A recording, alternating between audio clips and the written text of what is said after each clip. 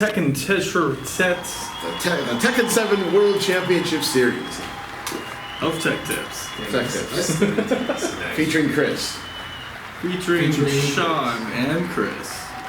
In a brilliant adventure known to you as Aladdin. Wait, we're not doing that right. And office Top 10 security, security tips. Okay. office security top 10 tips. I don't know. However you want to word it. Top 10 tips for office security. Whatever you're gonna do it, because I'm just gonna tell these people hi, and you're gonna go from there. Okay. Welcome back to another episode of Tech Tips. I'm Chris Tripp. I'm Sean Roop with neoRhino, and today we're here to talk about the top 10 tips for office security.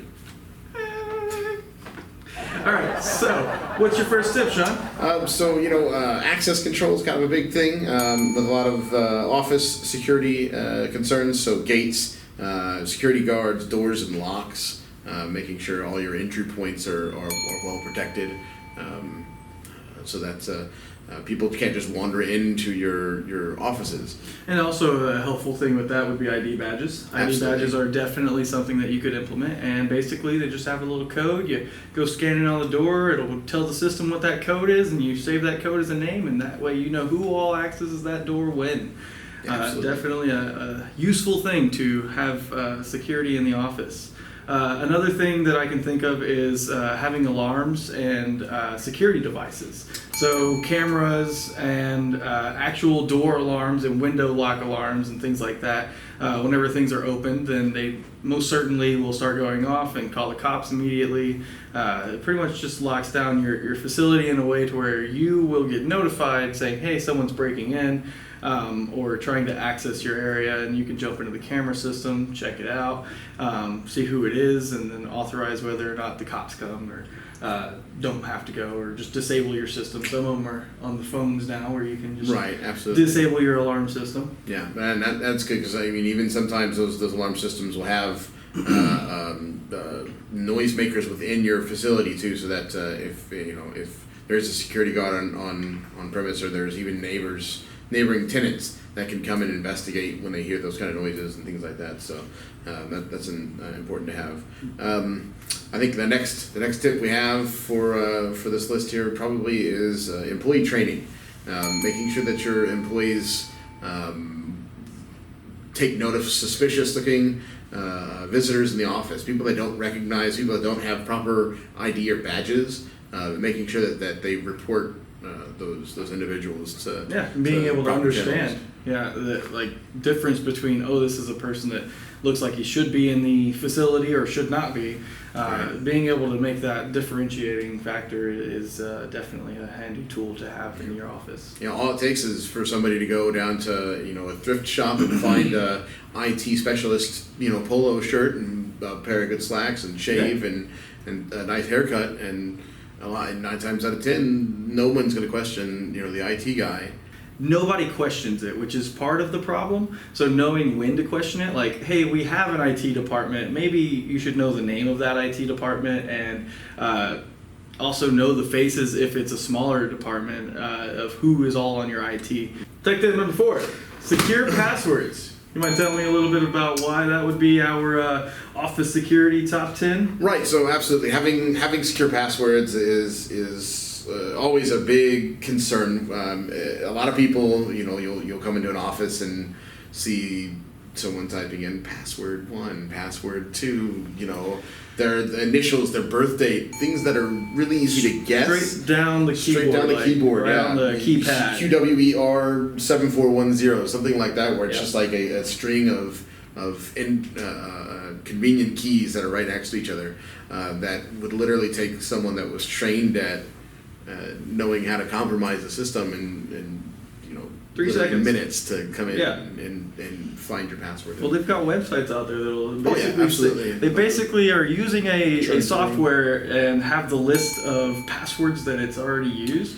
And basically you type in your password to the website, and it's like, it'll take a hacker this long to crack into your password. And for those are specifically input in there, the weaker passwords, the more common passwords, like welcome 1, password in general, $, $, $, WORDS. even those are made Yeah. to go directly, like that's the first thing it tries. And then it starts going through the spiel of all the algorithms that it has to try and hit if it's not one of the originals. Right.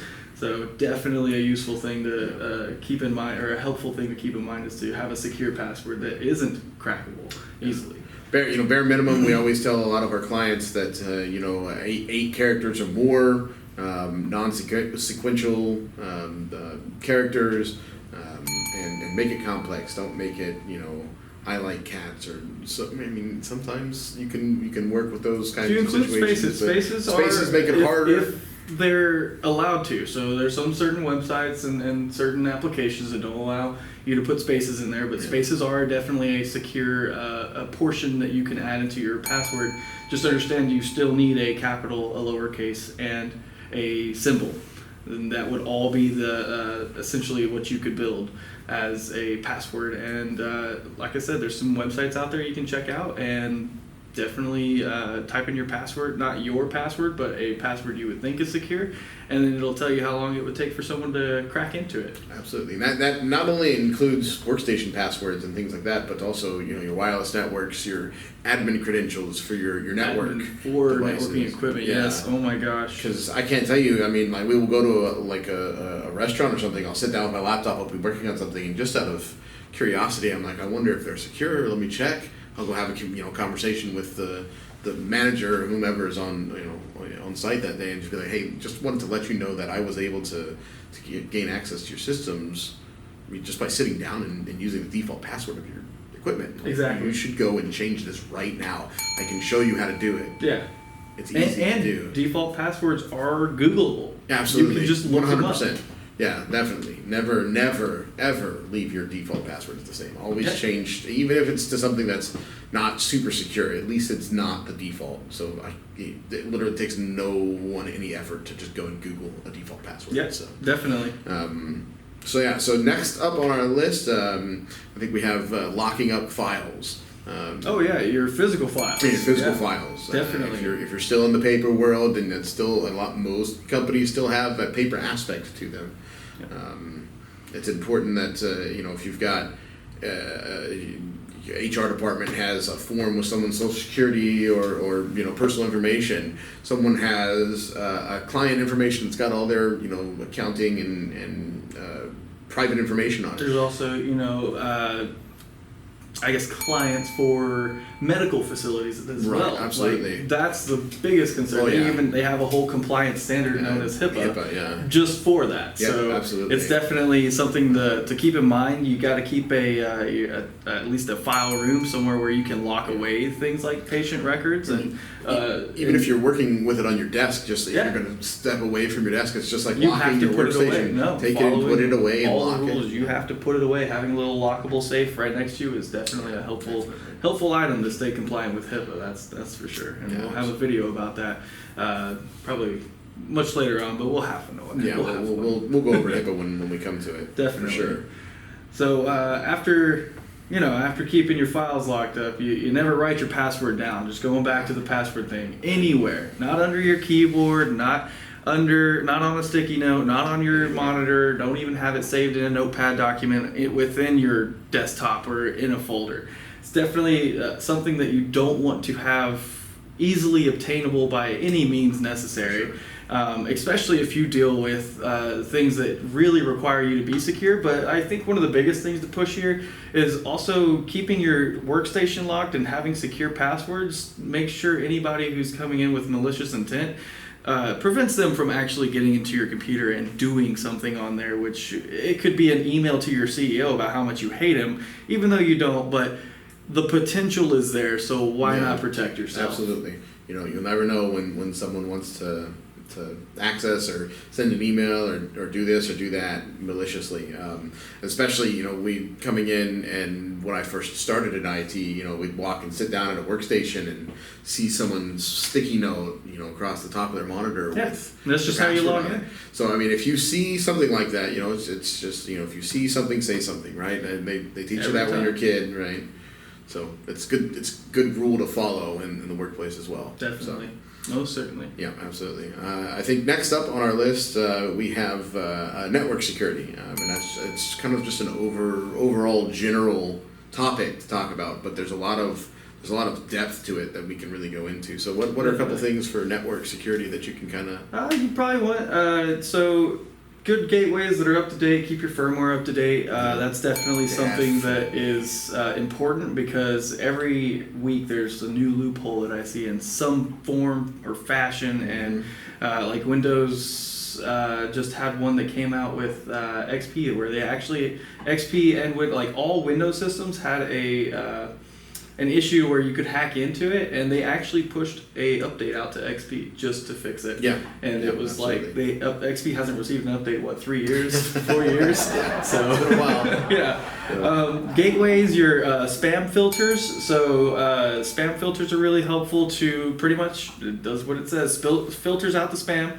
And pretty much when you receive a spam email, you may think, oh, well, why do I keep receiving these? You probably had 100 stopped before that one came through, and so every time we go looking through spam filters, it's a hassle just to go search through them for the email that you're expecting. Absolutely. There's 1,000 things you receive a day just from spam. Yeah. And it's fun to look at it, because it's like, this looks like just the most ridiculous amount of stuff that you didn't sign up for, but if you were receiving it, it looked like you signed up for it. And so spam filters, you're right, they're not 100%, nothing is 100% in IT. No, yeah, well, there's always a new way to do it. Yeah, there's always a new way to do it. And yeah, it's crazy. Sometimes you'll look at the graphs on like even like a hosted, like a 365 solution, where you'll have just a basic level of spam protection built in and enabled, and you'll see like 10% of those, 5% of those spams make it through. The others it's just a massive list of. You may get 5 a day, but you were sent 500.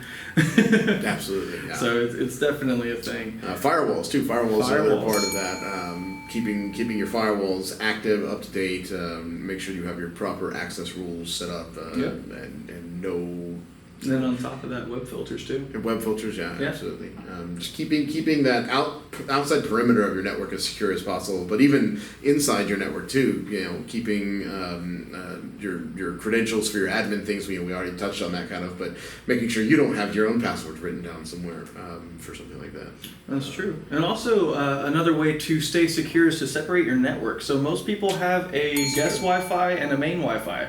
And if you set them up properly, or at least what today's standards really require, you should be separating out those networks to have the guest never touches the main network. Absolutely. And the main network allows you to access all your file systems, your databases, whatever else you really access for the company, but the guest one's really just kind of like a portal to the internet, and let them do their own thing.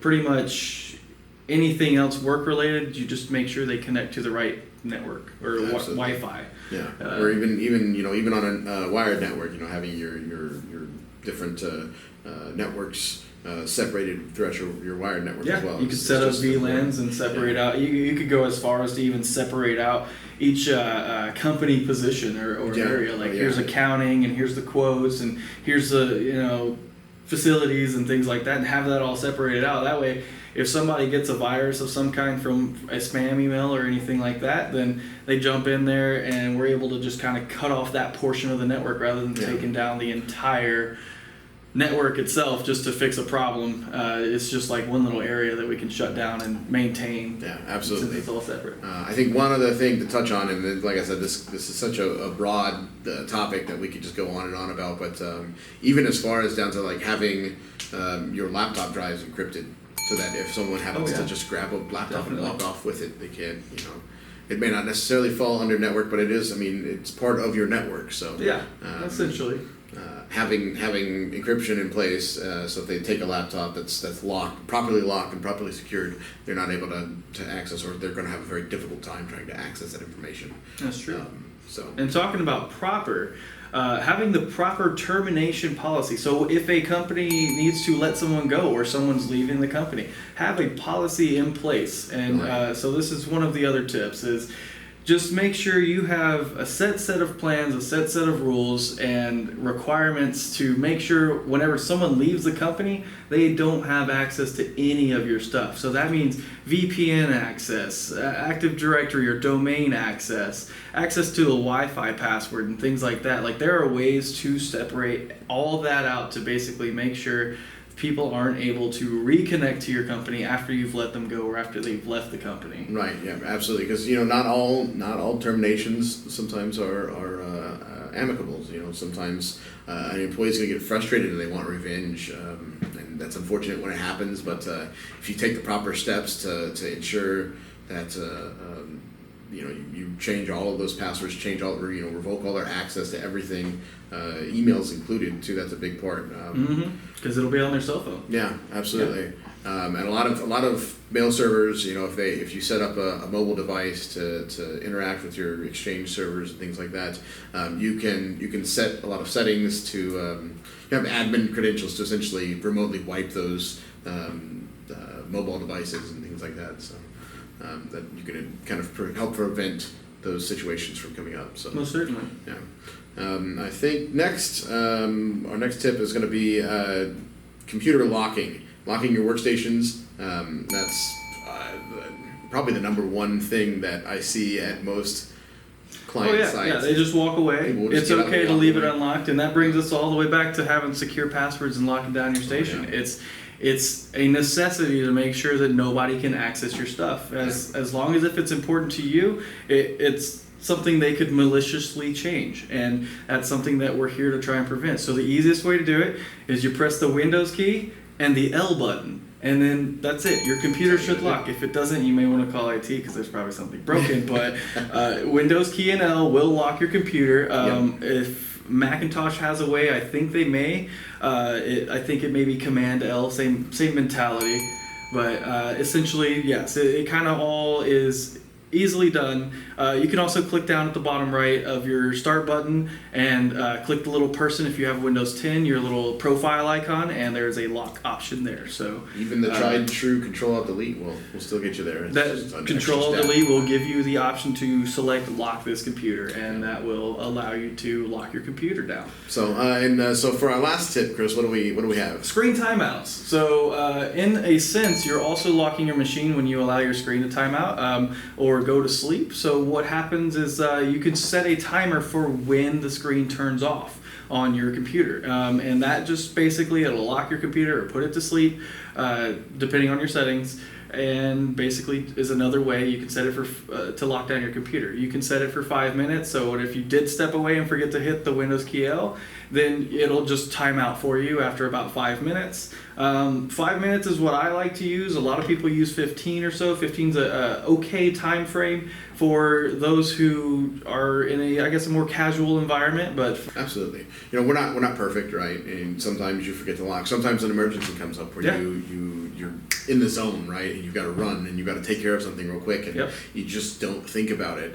And so setting those screen timeouts, even as little as maybe not 30 seconds, but like even 1 to 2 minutes is usually enough time for you to really be away from your machine to lock. So it's all about paying attention to your own surroundings as well. Right, absolutely. With that, I think that pretty much concludes our top 10 list of office security tips. If you can think of any more, definitely let us know. Drop them down in the comments. Yeah. So thanks for joining us again with another episode of Tech Tips. My name is Sean. And I'm Chris Tripp with neoRhino IT Solutions. Thank you for watching. Have a good one.